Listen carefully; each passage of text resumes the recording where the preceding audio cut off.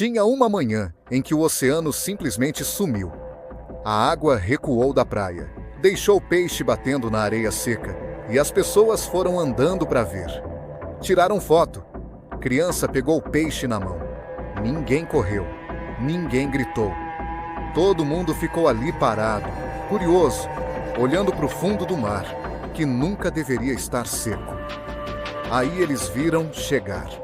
O que aconteceu depois é um dos momentos mais filmados e mais devastadores da história moderna.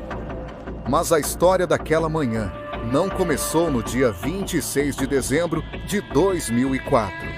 Ela começou muito antes.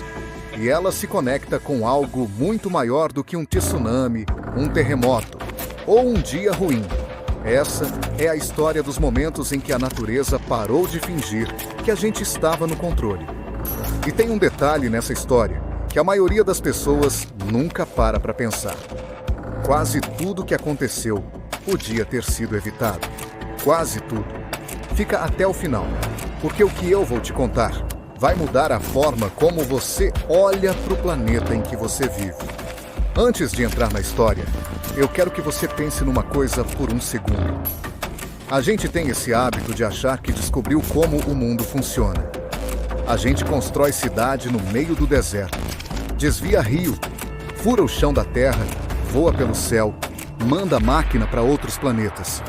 E porque a gente está fazendo tudo isso, faz um tempo sem o mundo acabar, a gente começa a se sentir seguro, começa a sentir que está no controle, que conquistou o seu lugar no topo e que nada pode ameaçar isso de verdade. A história discorda. A história tem exemplos muito humilhantes do que acontece quando a natureza decide lembrar a gente do lugar onde a gente realmente está.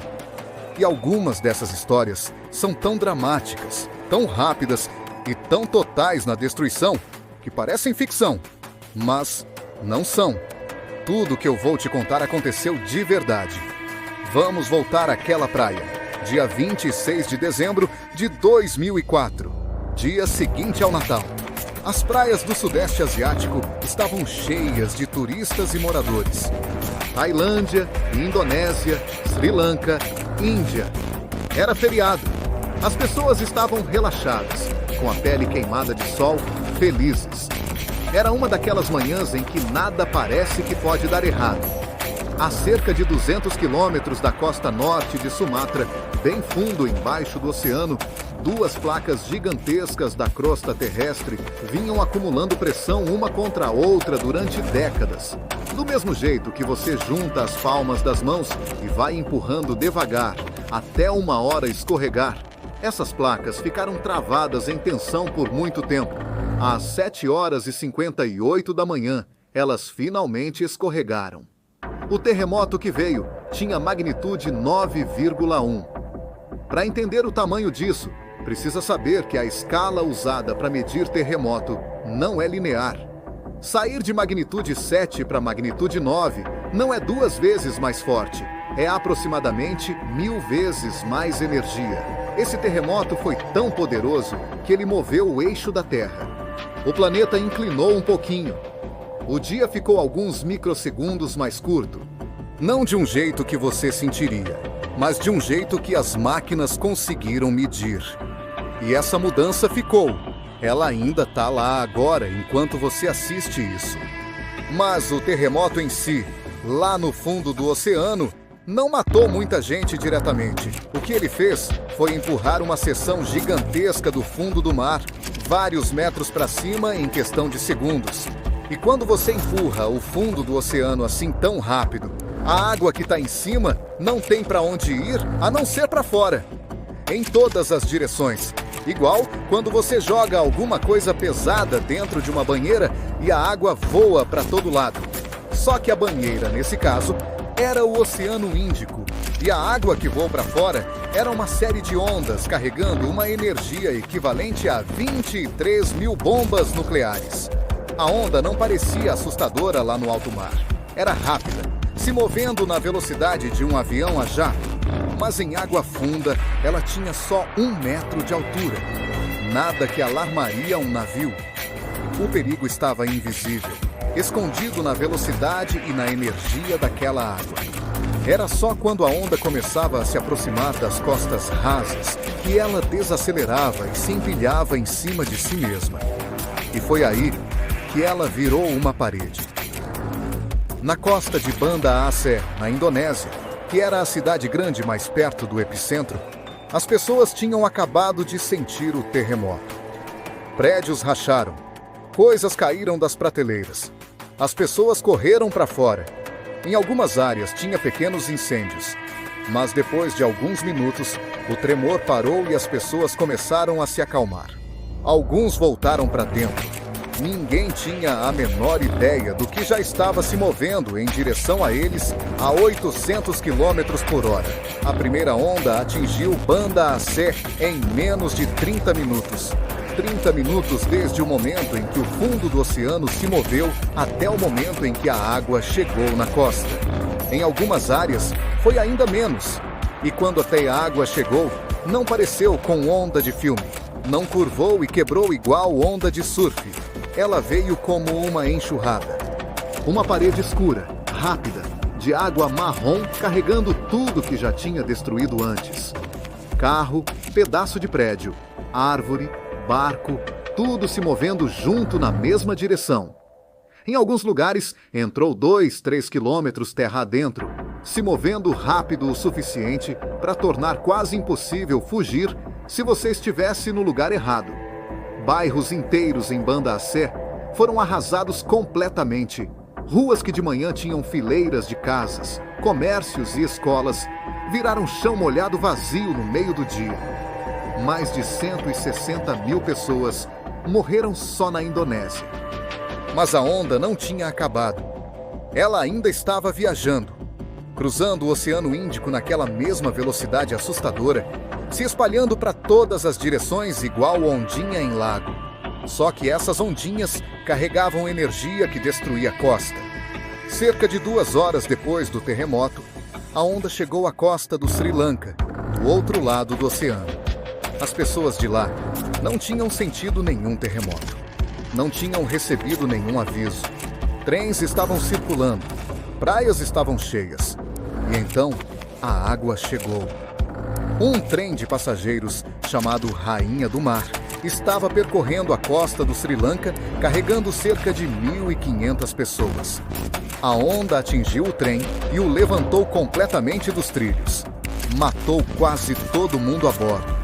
Continua sendo um dos piores desastres ferroviários da história. E aconteceu em questão de segundos, sem nenhum aviso, com pessoas que estavam só tentando chegar em algum lugar. Na cidade praiana de Rikadua, no Sri Lanka, tem filmagem de turistas na praia assistindo a onda chegar. Dá para ver o momento em que eles percebem que algo está errado. O momento em que a confusão no rosto deles vira pânico. Aí a água bate e a câmera cai. 15 horas depois do terremoto, a onda chegou à costa da Somália, na África, a 4.500 quilômetros de onde começou. Matou gente lá também. No final daquele dia, 227 mil pessoas em 14 países estavam mortas ou desaparecidas. É um dos maiores números de mortos por desastre natural em toda a história registrada. E o que assombra cientistas e socorristas que estudaram esse evento é que tantas dessas mortes eram evitáveis. Não as que ficaram perto do epicentro na Indonésia. Aquelas pessoas não tiveram chance. 30 minutos não é tempo suficiente para fazer muita coisa. Mas em todo o resto, tinha tempo. No Sri Lanka tinham 2 horas. Na Índia tinham 2 horas. Na Somália tinham 15 horas. Um sistema de alerta teria salvado a maior parte dessas pessoas. A tecnologia para detectar tsunami no oceano já existia. O Oceano Pacífico já tinha um sistema montado por causa de desastres anteriores naquela região. Mas o Oceano Índico não tinha. Ninguém tinha instalado porque não era considerado área de alto risco. A natureza não se importou com esse cálculo. Agora, eu quero sair um pouco do ano de 2004, porque essa não é só a história de um tsunami. Isso é um padrão. Isso é algo que continua acontecendo ao longo da história humana, repetindo em formas diferentes. O rosto do poder da natureza muda. Às vezes é água, às vezes é fogo e cinza, mas o resultado é sempre o mesmo. A gente acha que está preparado, não está. Em 1815, um vulcão chamado Monte Tambora, na Indonésia, entrou em erupção. É a maior erupção vulcânica da história registrada. Ele jogou tanto material na atmosfera que bloqueou a luz do Sol no planeta inteiro. O ano seguinte, 1816, ficou sem verão. No meio de junho, havia geada na Nova Inglaterra. Neve caiu em Nova York. As colheitas falharam em toda a América do Norte e Europa. As pessoas passaram fome. A economia desmoronou em vários países. E isso não foi coisa de uma região só. Foi global. Uma montanha, uma erupção. E o planeta inteiro sentiu por anos.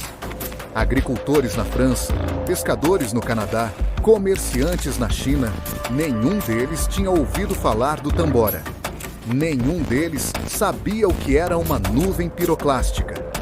Mas todos passaram fome por causa dela. O alcance da natureza não tem fronteira, não tem idioma, não tem relação com o quanto você mora longe de onde o evento aconteceu. Em 1931, uma combinação de chuva intensa por meses seguidos e a enchente de 3 grandes rios chineses, ao mesmo tempo, causou o que pode ter sido o desastre natural mais mortal de toda a história humana. Os números são difíceis de confirmar com precisão, porque os registros foram destruídos e a escala foi grande demais. Mas as estimativas variam entre 1 milhão e 4 milhões de mortos. 4 milhões de pessoas. Uma área maior do que o Reino Unido ficou debaixo d'água. As plantações foram destruídas. Doença se espalhou pela água parada. As pessoas comiam o que achavam para sobreviver. E o resto do mundo quase não notou. Sem cobertura ao vivo, sem redes sociais, sem vídeo viral. Só milhões de vidas acabando num campo alagado em algum lugar. E a história seguindo em frente sem muito comentário. E isso é a coisa que eu continuo voltando. Esses eventos não são mitos antigos ou histórias exageradas. Aconteceram. Os registros estão lá. A ciência está lá. E os cientistas hoje vão te dizer, com bastante confiança, que eventos como esses vão acontecer de novo. Não podem, vão. O Sol vai disparar outra tempestade solar massiva em direção à Terra mais cedo ou mais tarde. E se for tão forte quanto a de 1859, a civilização moderna leva uma pancada direta. Outro terremoto gigante vai acontecer em área densamente habitada. Outro supervulcão vai entrar em erupção em algum lugar nesse planeta, porque todos eles já fizeram isso antes e a pressão geológica não para de se acumular. A pergunta nunca foi se a natureza pode nos superar. Claramente pode. A pergunta é, se a gente leva isso a sério o suficiente nos anos tranquilos entre os desastres. Voltando àquela praia de 2004 uma última vez. Depois que tudo acabou, depois que a água recuou e a contagem dos mortos começou e o mundo passou a mandar ajuda, os cientistas fizeram algo importante. Construíram sistemas de alerta em todo o Oceano Índico. Sensores no fundo do mar, boias, estações de monitoramento, tudo conectado a um sistema que consegue detectar um terremoto gerador de tsunami e enviar alertas em minutos. Levou uma catástrofe de escala quase inimaginável para isso acontecer. Mas agora, existe. E já ativou alertas que colocaram pessoas em segurança. A gente aprende sim. A gente se adapta. Mas parece que precisa do pior cenário acontecer primeiro, antes de levar a ameaça a sério.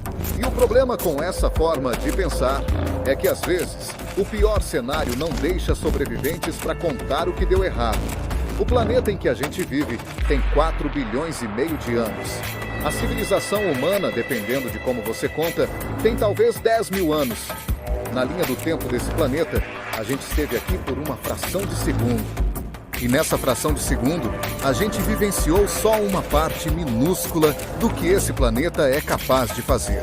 A gente não viu um supervulcão entrar em erupção em tempos modernos. Não sentiu uma tempestade solar direta desde a era do telégrafo. Não experimentou o impacto de um asteroide grande desde antes dos humanos existirem.